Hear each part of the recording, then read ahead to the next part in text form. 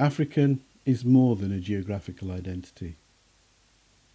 It's a political identity.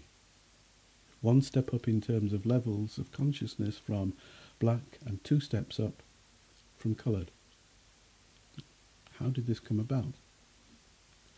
Europeans and Arabs invaded the African continent, north, south, east and west. They usurped legitimate leaders, destroying societies and reset geographical and cultural boundaries. In 1884, European nations, the USA and the Ottoman Empire attended a conference in Berlin, at which they decided how they would carve up the African continent. It has to be noted here that this was not the start of the colonization of Africa. European corporations, backed by their governments, had already started to destabilize Africa since the 16th century. This, and the ripping of millions of Africans from the continent, was a major factor in facilitating the later formal colonization of the continent. European nations accounted for over 12 million Africans taken in slavery, and that's a conservative estimate. Arab nations accounted for even more, and over a much longer period. Freedom, therefore, was not simply an issue for the Ashanti, the Yoruba, Swahili, Bantu, Shona, etc. It became an issue for all Africans, and for Africa itself. African nations had a common political struggle. This was exemplified by the independence struggles in the late 20th century, when African nations supported each other in the fight to rid the continent of European imperialists. The African identity became a continent-wide political identity. In the diaspora, particularly in the Americas, European slavers and slave owners had a policy of mix and blend.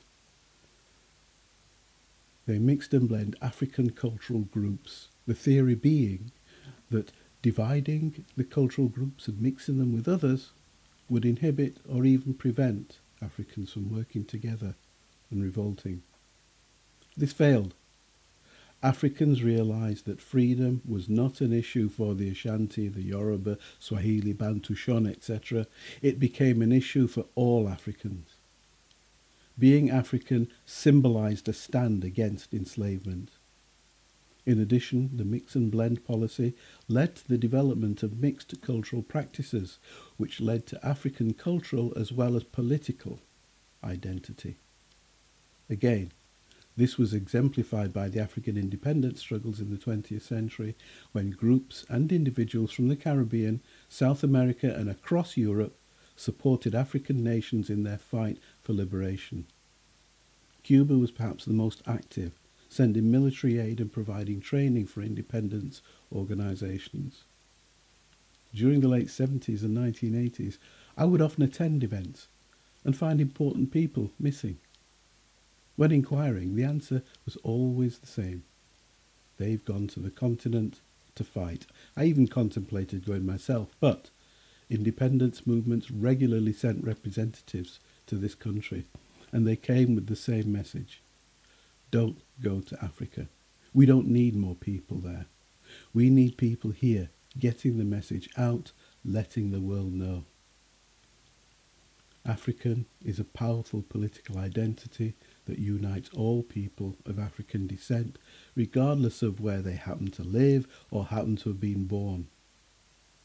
It is also more endonymic, being developed by African people as opposed to the black identity which is applied to us by those engaged in our oppression.